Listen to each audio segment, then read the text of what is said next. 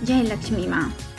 दोस्तों, कार्तिक मास का महीना प्रारंभ हो चुका है और ऐसे में पवित्र नदियों में नहाना, दीपदान करना और अन्नदान करना, इसकी मान्यता बताई गई है। कुछ लोग इन नियमों का पूर्णतः पालन करते हैं, परंतु इसके अलावा भी कुछ ऐसे उपाय हैं जिनको हमें कार्तिक मास में करना चाहिए। इन उपायों को करने से हमें माँ लक्ष्मी और भगवान विष्णु की पूरी कृपा प्राप्त होती है और कार्तिक मास में किया गया यह उपाय हमें पूर्ण लाभ देता है। तो वह ऐसे कौन से लाभ हैं जिन्हें करने से कार्तिक मास में हमें उसका पूर्ण फल प्राप्त होता है, इस वीडियो में हम जानेंगे। नमस्कार दोस्तों, मैं शिखा कमल स्वागत करती हूँ अपने YouTube चैनल सुख समृद्धि में। आशा करती हूँ आप सभी अच्छे होंगे।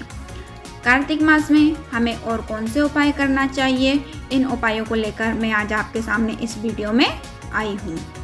वीडियो अच्छा लगे तो लाइक करें और शेयर करें एवं अभी तक आपने इस चैनल को सब्सक्राइब नहीं किया है तो सब्सक्राइब कर लीजिए ताकि और भी ऐसी महत्वपूर्ण जानकारियाँ आप तक पहुँचती रहें।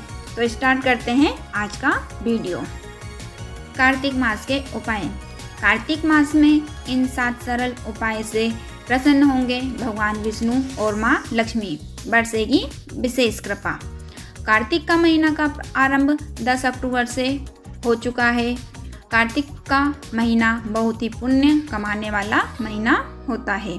इस महीने में किए गए कुछ सरल उपाय से जीवन में सुख समृद्धि बनी रहती है, साथ ही साथ व्यक्ति के कई तरह के पापों से मुक्ति मिलती है। आइए जानते हैं कार्तिक मास के सरल उपाय। कार्तिक मास भगवान विष्णु और माँ लक्ष्मी को समर्पित है। इस महीने में भगवान विष्णु और माँ लक्ष्मी की विशेष पूजा की जाती है। कार्तिक मास पुण्य मास से कथाओं के अनुसार कार्तिक मास में नियम का पालन करने से एक विधवा महिला देवी रुक्मणी हुई थी और उन्हें देवी लक्ष्मी का स्थान प्राप्त हुआ था। कार्तिक मास का शास्त्रों में जो वर्णन है उसका गुणगान ही नहीं किया जा सकता। इस महीने में भगवान विष्णु मत्स्य रूप में जल में वास करते हैं, जबकि उनका वामन अवतार पाताल में निवास करता है। इसलिए गंगा तट पर लोग कल्पवास भी करते हैं। कहते हैं जो कल्पवास करते हैं उन्हें पुनर्जन्म में नहीं फंसना पड़ता। बता दें कि इस साल कार्तिक मास का आरंभ 10 अक्टूबर से हो चुका है। तो आइए जानते हैं कार्तिक मास में किए जाने वाले सरल उपाय। पहला, कार्तिक मास में करें दीपदान। इस माह में भगवान विष्णु, माता लक्ष्मी, यमदेव और पीपल देव के समक्ष दीप जलाने से सभी तरह के कष्टों से मुक्ति मिलती है, साथ ही घर में सुख शांति बनी रहती है। इसके अलावा जो लोग नदी में दीपदान प्रवाहित करते हैं तो उन्हें मोक्ष की प्राप्ति होती है। दूसरा, नदी में जाकर स्नान करना।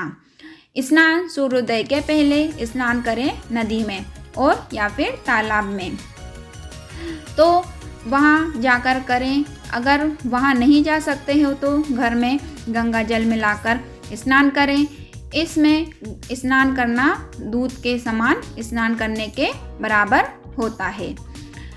तीसरा, लक्ष्मी स्तोत्र पाठ करना अत्यंत उत्तमकारी होता है। कार्तिक महीने में लक्ष्मी स्तोत्र, कनकधारा स्तोत्र अथवा विष्णु स्तोत्र का पाठ करना विशेष फलदायी माना गया है। ऐसा करने से देह त्याग के बाद उत्तम लोक में स्थान मिलता है और जब तक धरती पर रहते हैं समृद्धि और सुख प्राप्त होता है। कार्तिक नियमों का पालन करने वाले पुनर्जन्म लेते हैं तो उन्हें उत्तम कुल परिवार में स्थान मिलता है और सुख में जीवन व्यतीत होता है। नेक्स्ट, तुलसी में दूध मिलाकर दे जल। कार्तिक माह में सुबह शाम तुलसी की जड़ में जल में दूध मिलाकर देना चाहिए और उसके आसपास सफाई करनी चाहिए। सुबह शाम घी का दीपक जलाएं भगवान विष्णु को भी भोग लगाएं, उसमें तुलसी का पत्ता जरूर रखें। इसके बिना भगवान विष्णु भोग स्वीकार नहीं करते।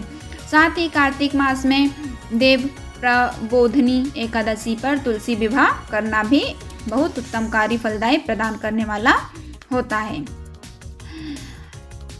आगे भगवान विष्णु को तिल करें अर्पित। कार्तिक मास में नियमित रूप से भगवान विष्णु को तिल अर्पित करना चाहिए।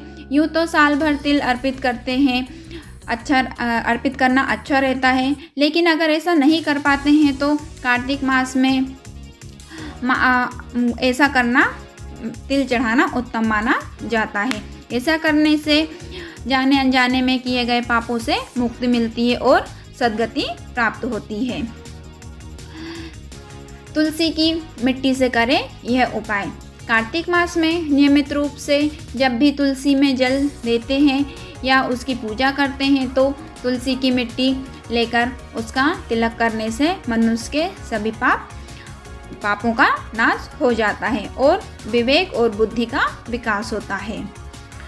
कार्तिक मास में करें दान अन्नों का। कार्तिक मास में अन्न और वस्त्र का दान करना अति उत्तम माना जाता है। अगर आप कुछ नहीं कर पाते हैं तो अन्न और वस्त्र का दान जरूर करें। ऐसा करने से वह अगले जन्म में गरीब पैदा नहीं होता है और उसे परलोक में भी अन्न और जल की कमी नहीं रहती है। ये थे ऐसे सरल अचूक उपाय जिन्हें कार्तिक मास में करने से हमें पुण्य फल की प्राप्ति होती है।